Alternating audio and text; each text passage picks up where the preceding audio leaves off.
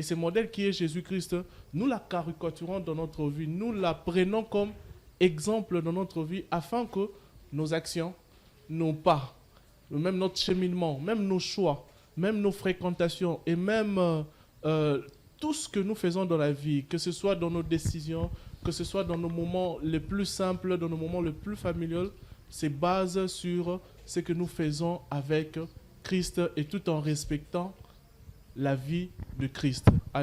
Alléluia. Amen. C'est l'habitude. On comprend homme de Dieu. Non. C'est très merveilleux, Grady. Alors, il y a quand même une phrase qui m'a tiqué. Oui. Le modèle que nous avons se ressemble par le modèle que nous avons de notre vie. Oui. Et vous avez parlé de Christ comme le modèle. Oui. Alors, j'aimerais savoir, quand nous avons Christ comme modèle, comment le monde pourra reconnaître que voilà, nous sommes le modèle de Christ. Qu'est-ce qui caractérise cette vie de Christ? D'abord, les éléments qui caractérisent notre vie, une vie qui ressemble à une vie de Christ, sont des éléments aussi simples, mais aussi compliqués en même temps. Ouais. Parce qu'il y a des gens qui disent que c'est à la fois simple, il y a des gens aussi qui disent que c'est à la fois compliqué, mais ce sont des éléments qui ne nous sont pas difficiles, ne nous sont pas impossibles, voire incapables à pouvoir atteindre ou bien pouvoir réaliser. Ces éléments se résument d'abord par rapport à notre marche et par rapport à la vie que nous avons.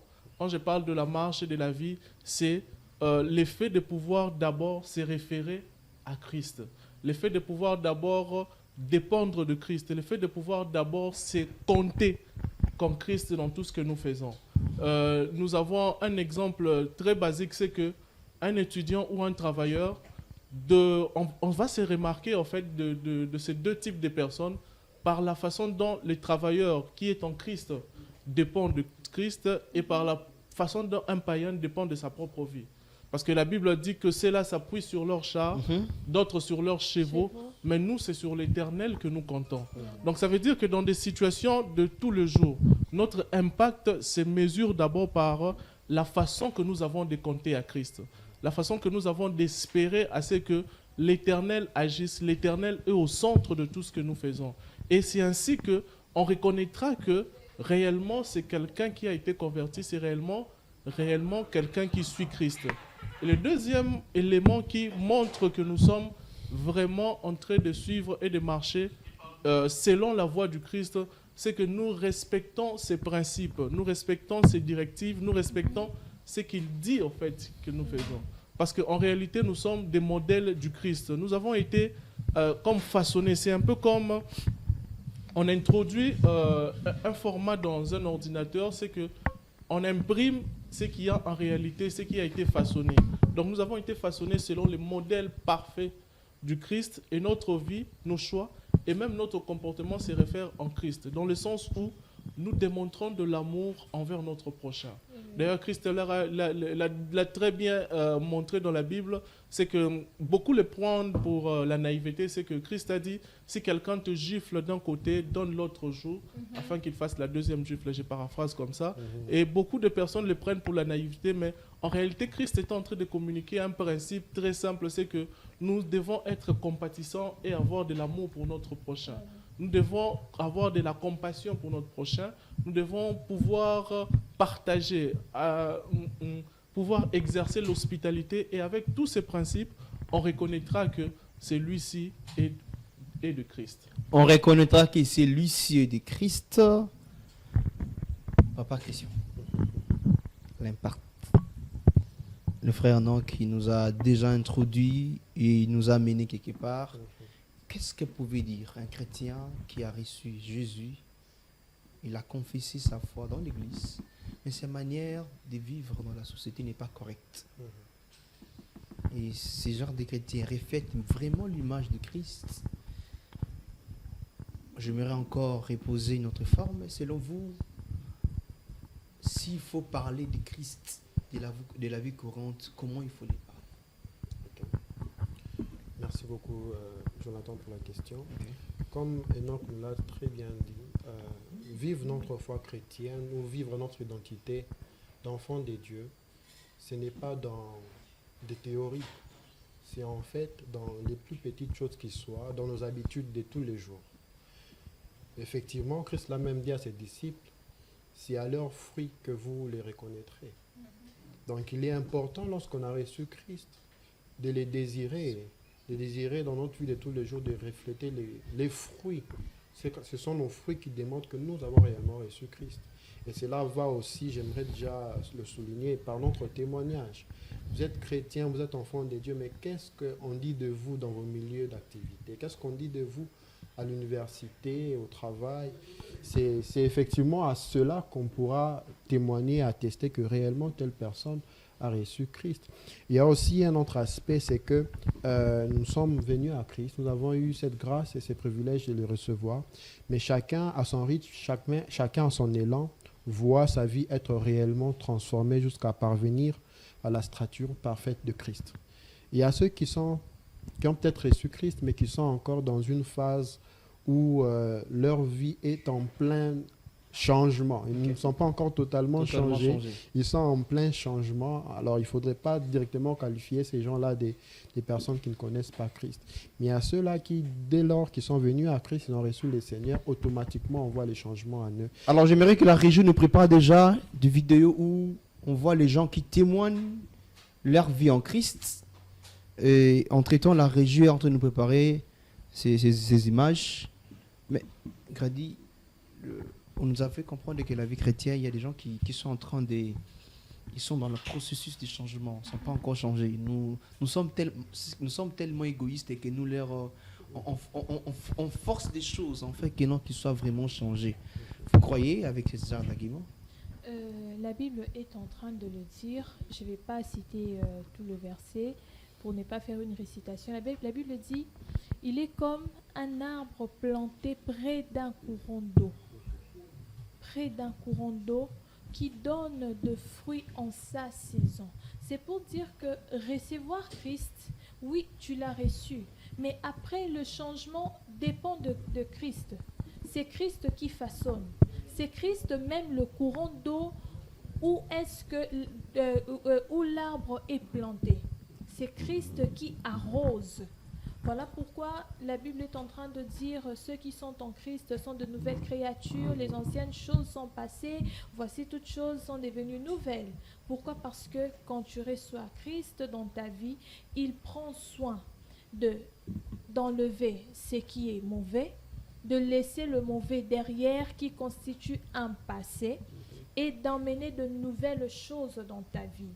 Et il y a pour ces cas dont nous avons parlé tout à l'heure, il y a de ces personnes, c'est instantanément que les choses changent. Mais pour d'autres personnes, il faut que ça soit tout un processus. Alors, pour cela, nous devons faire preuve de patience.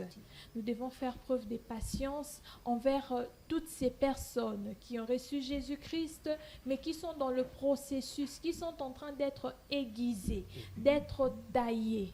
Christ est en train de donner la forme qu'il faut à une personne. Alors, ne sois pas... chers téléspectateurs, vous qui nous suivez, ne soyez pas durs, mais soyez patients. Jésus a été patient avec nous. Avec Pierre, il l'a été. Vous remarquerez qu'il dit, à un moment, il dit à Pierre, arrière de moi, Satan. Mais il est le même Jésus qui dit, tu es Pierre, et sur cette pierre, je bâtirai mon église. Il est le même Jésus pour aller à la montagne des transfigurations. Il emmène Pierre avec lui. C'est pour dire que Jésus est patient, Jésus est amour. Soyons patients aussi et soyons des bons cœurs, ayant un cœur d'amour envers les autres. Ayant un cœur d'amour envers les autres. Donc ici, voilà. Jésus a rencontré quelqu'un, la personne a accepté Christ comme Seigneur et Sauveur, ils servent le Seigneur. Je l'avais dit ici, mais je vais dire autrement. Est-ce que vous, en tant que leader, 4, vous voyez l'impact des chrétiens là où vous travaillez? Voir l'impact des chrétiens, l'impact direct. Direct. Voilà. Effectivement, bien sûr, lorsqu'on est chrétien, qu'on a réellement été transformés, qu'on ne vit plus les choses anciennes, comme Gadi l'a dit, que les choses sont réellement devenues nouvelles dans nos vies, effectivement, ces chrétiens ne doivent qu'impacter. L'impact devient à ce niveau une conséquence. Ce n'est pas en vain quand Christ a dit vous êtes celle de la terre, lumière du monde. C'est-à-dire où vous êtes placé, on doit sentir que tel est un enfant de Dieu et l'environnement même est impacté. Il n'y a pas à s'étonner lorsque un enfant de Dieu qui occupe des fonctions ne se laisse pas entraîner dans les corruptions dans lesquelles les autres étaient. Moi, personnellement, dans mon secteur d'activité, je suis aujourd'hui expert dans le secteur des télécommunications. Je sais qu'autour de moi, mes collègues, mes chefs hiérarchiques peuvent témoigner de moi que réellement, je suis un exemple dans les tâches qui me sont attribuées, dans les responsabilités qui me sont confiées. Je suis appelé et j'ai fait de mon mieux à ne pas faire les choses comme les autres, à ne pas travailler comme les autres, mais à toujours faire, comme Christ nous dit, travailler comme ne servant pas un homme, mais comme Dieu. Dans nos secteurs d'activité, dans les responsabilités qui nous sont confiées, il faut toujours, en tant qu'enfant de Dieu, dégager cet impact positif d'excellence, parce que nous avons reçu un Christ qui nous rend excellents. Un Christ qui nous rend excellents. Grady, nous passons à l'influence de la jeunesse chrétienne. Nous sommes des jeunes. Autour de nous, c'est des jeunes. Et regarde, quand je passe vers de grandes avenues, boulevards, je vois des jeunes en postulé. Vous n'avez pas postulé, pourquoi? Bon, postuler, se lancer dans la carrière politique, ce n'est pas un jeu d'enfant, hein? Ce n'est pas une... Entre-temps, la régie nous prépare déjà la vidéo où nous voyons des jeunes comme nous, des femmes, des hommes qui ont reçu le Seigneur. Ils sont en train de nous expliquer leur parcours avec le Seigneur. Qu'est-ce que Christ a fait dans leur vie et pourquoi ils sont restés. Alors suivons tous ensemble.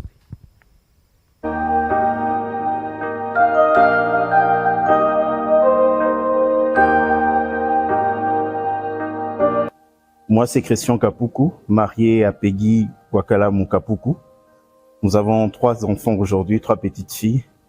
J'aimerais bien te conseiller une personne qui est fidèle, remplie d'amour et de compassion.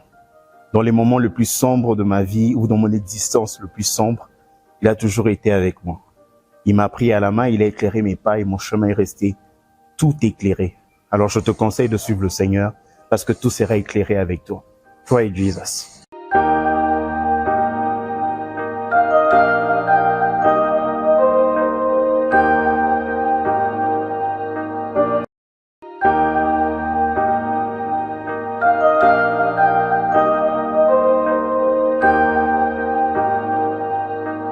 Bonsoir, je suis Marcia Kavemba, épouse à Arsène Kisimba. D'une jeune fille qui manquait de confiance en elle et sans identité, Jésus m'a donné une identité et il m'a donné la paix. Alors ce soir, à toi qui me regardes, je te conseille une chose, try Jesus.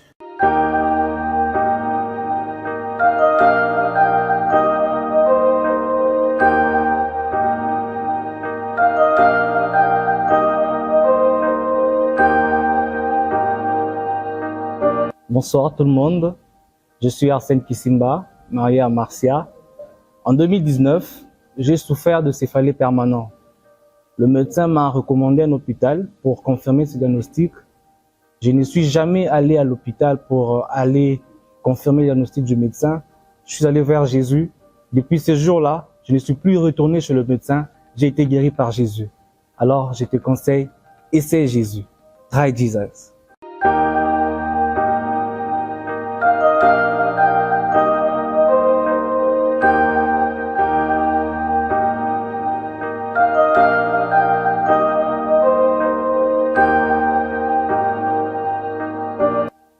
Essaye encore. Sur un chemin de désespoir, il m'a dit, fais-moi confiance, marche avec moi et je te ferai voir. Alors je te demande d'essayer Jésus. Try Jesus.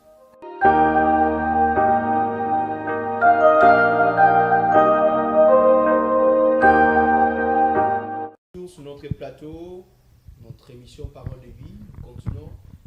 Alors, on a suivi Arsène, on a suivi Marcia. On a suivi Arsène, on a suivi Marcia. Ils nous ont parlé de leur raconte avec le Seigneur. Qu'est-ce que Christ a fait dans leur vie? Je suis en train de croire que toi aussi, Christ fera de toi quelque chose de très merveilleux. Après cette émission, Dieu va faire de toi son panneau publicitaire de sa gloire. Alors, on est là, vous pouvez vous remarquer, on a des signes ici. Il y a des gens qui nous posent la question, c'est quoi? Bon, et ils vont davantage présenter. Là, je laisse à Grady de le faire. Hein, Grady. On m'a dit que là-bas, tu le fais bien quand même.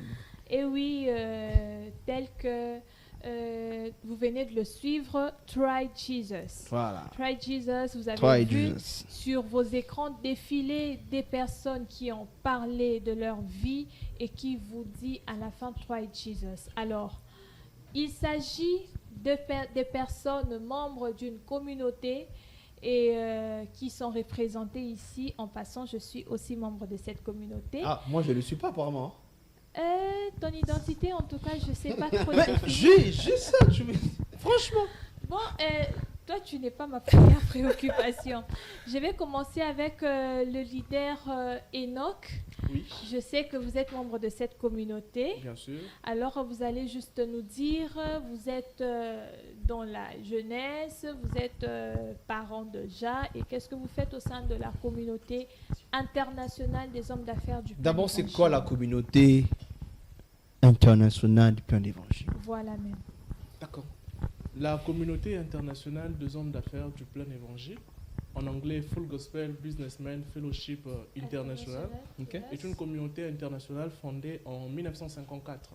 Elle a commencé aux États-Unis par un visionnaire qui s'appelait Damon Shakarian.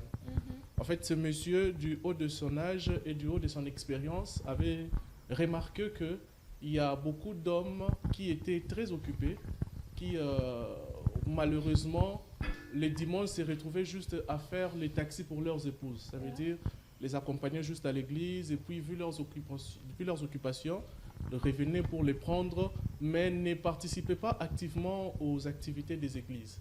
Et du coup, il a commencé à avoir une inquiétude, c'est que comment trouver un cadre, un moyen de pouvoir réunir ces gens qui étaient des gens occupés, qui étaient des gens qui faisaient quelque chose, d'où le nom businessmen, c'est-à-dire des gens qui sont occupés à faire quelque chose dans un cadre afin de pouvoir parler de Christ et de Dieu. C'est ainsi que Christ lui a donné, c'est ainsi que Dieu lui a communiqué une vision.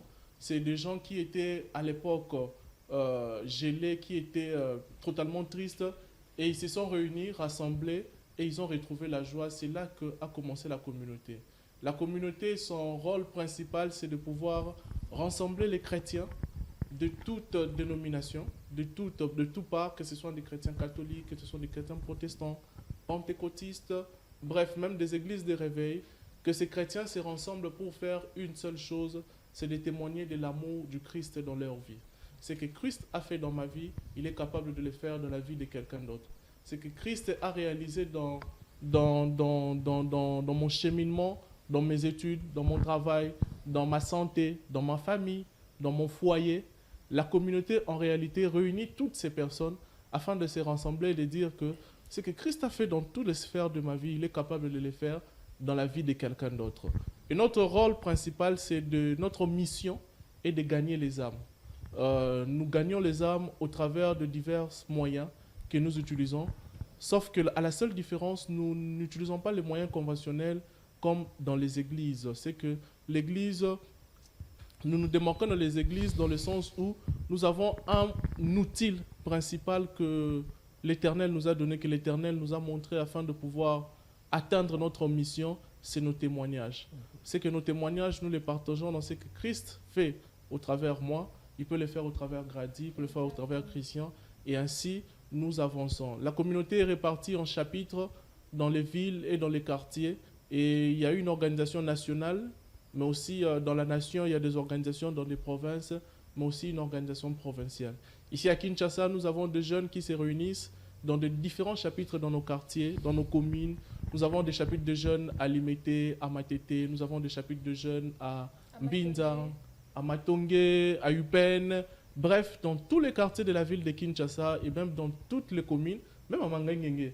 À Mangengenge, il y a un chapitre. Il y a un chapitre à Mangengenge. Ouais, à Mangengenge, à Ntele, il y a un chapitre de jeunes qui se réunissent. Il y a même des chapitres de jeunes du côté de Terre Jaune, comment on appelle ça, du côté des Mitendi, ressources jeunesse. Donc, il y a des jeunes qui se réunissent afin de témoigner de ce que Christ fait dans leur vie, mais aussi il y a des chapitres de parents qui sont disséminés partout dans la ville de Kinshasa.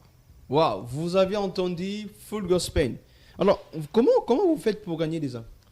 Ce que nous faisons pour gagner les âmes, c'est que, comme je le disais Parce tantôt... que vous n'utilisez pas des moyens conventionnels que les églises. Oui, c'est par différents types d'activités. C'est ce que même j'ai oublié de pouvoir épingler. C'est que nous nous réunissons dans des lieux qui sont neutres. Un endroit qui facilement pourra attirer un homme d'affaires, qui facilement pourra attirer un directeur de la banque, un agent de la banque, que ce soit un restaurant, un hôtel ou bien... bref, un endroit où quelqu'un se sentirait très à l'aise de pouvoir venir et de pouvoir être attiré comme ça. C'est pour nous comme un piège que nous tendons vers le monde pour attirer des gens et venir. Et c'est là que la personne se retrouve, il arrive, prenons un exemple, qu'il arrive au Grand Hôtel, dans un restaurant, dans un dîner au Grand Hôtel, il se dit, bon, je vais à un dîner, je veux rencontrer des gens et tout, ça sera super sympa. Mais quand il arrive au Grand Hôtel, dans un dîner, c'est qu'il se rend compte qu'en réalité, il y a des gens qui sont en train de prier au Grand Hôtel. C'est les moyens que nous utilisons, c'est l'appât que nous utilisons, c'est d'organiser des activités dans des lieux qui sont neutres pour attirer les gens. Et ces activités, ce sont des activités vraiment diverses. Des activités vraiment diverses qui des fois peuvent être une activité aussi simple, aussi basique, mais c'est une activité qui a été transformée en un dîner de pêche ou bien en une activité où on gagne des gens. C'est que nous avons des conventions que nous organisons. Il y a des dîners, il y a des soirées after work, il y a des soirées cinéma, il y a des soirées cocktails. Donc, les activités sont tellement variées. Il y a des journées sportives, il y a des barbecues. Récemment, nous venions d'avoir un barbecue avec la jeunesse Full Gospel. Donc, les activités sont variées comme ça. Question de pouvoir atteindre les objectifs que nous avons, mais aussi de pouvoir attirer les gens. Il y a même une activité que nous sommes en train de préparer que sûrement on aura le temps d'en parler. Justement. Donc, les activités sont variées comme ça pour lesquelles nous gagnons les âmes. Et l'objectif dans toutes ces activités, l'objectif principal et l'objectif primaire que nous ne pouvons même pas oublier, à chaque fois que nous faisons les rapports des activités, l'objectif principal que nous analysons, c'est que est-ce que les âmes ont été gagnées? Et si les âmes ont été gagnées dans une activité, nous pouvons rendre gloire à Dieu et dire que l'activité a été une totale réussite. Première question, l'impact de la communauté Full Gospel dans notre pays et dans le monde. Okay. Oui, merci beaucoup Jonathan. Enoch a été vraiment très large, je crois qu'il a épinglé tous les détails quasiment concernant la communauté Full Gospel. Mais il faudrait également savoir que créée dans les années 52-54, comme Enoch l'a dit, la communauté n'a pu être autorisée à exercer ici en RDC Zaïre à l'époque. C'était seulement autour des années 1982. Okay. Je crois que c'était avec la recommandation du cardinal à l'époque Maloula, fait au maréchal, que nous avions eu officiellement cette autorisation d'exercer. Alors cette communauté est tellement particulière, c'est vrai, il y a des églises, il y a des ministères, il y a tous ces organismes à caractère religieux, entre guillemets. Mais cette communauté, sa merveilleuse particularité, c'est que ce sont des personnes rattachées à des églises, mais qui utilisent leur vécu avec le Seigneur pour appeler d'autres personnes également à rejoindre Christ. Okay. Cette communauté, son impact même, c'est d'aller vers ces cibles que les églises ont en quelque sorte du mal à atteindre. Comme Enoch l'a dit,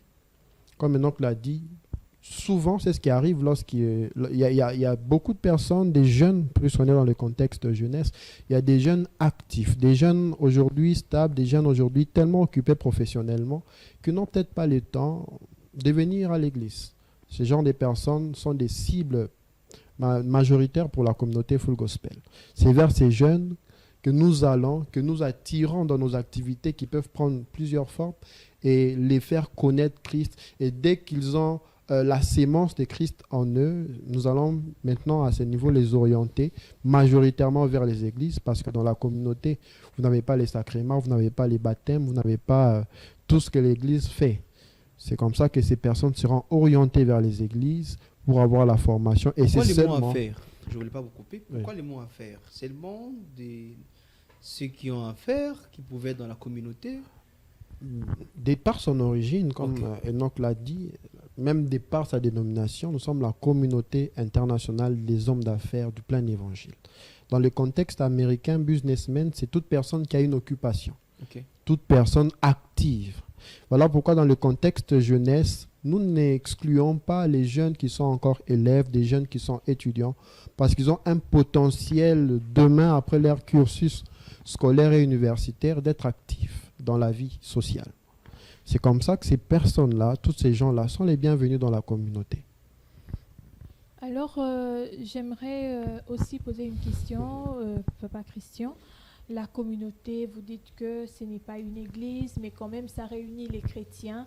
Alors, nous savons que dans des églises, nous entendons, dans d'autres églises, il y a le parler en langue. Dans d'autres églises, ils croient au Saint-Esprit. Ils croient au Saint-Esprit. Alors, je ne sais pas, moi, c'est quoi la vision de la communauté Full Gospel? Pour être bref, la vision du Full Gospel, c'est tous les habitants du monde. Peu importe la race, peu importe la nationalité.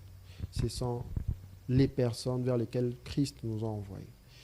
Enoch l'a dit, j'aimerais encore reprendre le mot d'Enoch. Cette communauté est laïque. Il vous suffit d'avoir cru au Seigneur Jésus-Christ dans votre vie pour vous sentir à votre place. Dans nos réunions, dans nos activités, c'est vrai, il peut y avoir des différences par rapport à ce que les églises préconisent, mais dans notre communauté, nous excluons tout ce qui peut susciter des discussions, tout ce qui peut susciter des débats, et nous gardons en commun Christ, la Bible dans toute son entièreté. Voilà pourquoi nous sommes le plein évangile. Dans cette communauté, les parler en langue est permanent. Nous y croyons parce que c'est une conséquence qui découle de la présence du Saint-Esprit. Donc nous croyons en parler en langue, nous croyons en Christ, nous croyons à l'évangile de la jeunesse, Apocalypse, sans rien extraire. Alors, la communauté, j'ai entendu un mot, j'ai déjà entendu quelque part, équipe de filles. J'aimerais savoir quelle est la différence entre l'évangélisation et l'équipe de filles, comme moyen de gagner des âmes. Je parle Enoch. Moi, je vais y aller. Mais ça... Est-ce qu'il y a d'abord la différence? Oui, il y a une très grande différence en fait. C'est juste que ça me fait bizarre que ces questions viennent de toi. Non, j'ai seulement pris des questions de nos frères, de nos sœurs qui nous regardent comme ça là. D'accord, je ne réponds pas pour toi, mais je réponds pour les gens, pas pour moi, franchement. Les gens qui nous suivent. En réalité, quand nous disons équipe de feu, c'est toutes les activités que nous organisons dans des lieux publics où nous descendons afin de pouvoir évangéliser. Le terme générique, c'est une évangélisation en réalité. Okay. C'est que nous devons retenir d'une équipe de feu, c'est que c'est une évangélisation. Mais à la seule différence, c'est que j'ai remarqué que dans beaucoup des églises, dans beaucoup de communautés, c'est que l'évangélisation se fait selon un format ou bien un type bien défini. Ouais. Je le dirais personnellement pour mon église. C'est que l'évangélisation se fait selon les 4 lois spirituelles.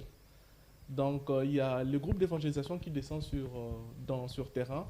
Il rencontre des gens dans les quartiers de jeunes et tout, et commence à les parler sur base des 4 lois spirituelles. Il y a beaucoup de gens qui connaissent les 4 lois spirituelles, c'est que ça parle des 4 points. Dieu a un plan merveilleux pour ta vie, et premièrement, l'homme est pécheur, a été séparé du plan de Dieu, et ainsi de suite. C'est ce format type, au fait, qui est utilisé afin de pouvoir gagner les gens dans nos assemblées, dans nos églises. Contrairement au Full Gospel, nous utilisons les équipes de feu dans le sens où nous nous rassemblons avant une descente sur terrain, prenons le temps de pouvoir prier, prenons le temps de pouvoir recommander à Dieu les objectifs que nous avons et prenons le temps de pouvoir aussi être guidés par le Saint-Esprit dans ce que nous allons faire. De telle façon que quand nous descendons sur terrain, notre typologie, nous n'avons pas un certain organigramme, nous n'avons pas un certain mécanisme à suivre, c'est que nous nous laissons conduire par le Saint-Esprit, nous nous laissons guider par le Saint-Esprit, et c'est ainsi que nous avançons avec le feu de l'Éternel. Okay. C'est ainsi que l'on parle des équipes de feu, donc des personnes qui se rassemblent avec le feu de l'Esprit afin d'aller parler à d'autres personnes. À une personne, vous allez parler d'un témoignage, nous pouvons parler d'un témoignage, mais à une autre personne, nous pouvons parler par une prophétie. À une autre personne, ça peut être par une guérison, et par une autre personne, ça peut être tel autre cas. Donc, ce sont des situations variées que nous ne pouvons pas contrôler, mais que nous nous laissons libre cours au Saint-Esprit afin de nous guider vers les personnes à qui, d'abord, nous allons parler, la façon dont nous allons les aborder et la façon dont ils vont recevoir le message.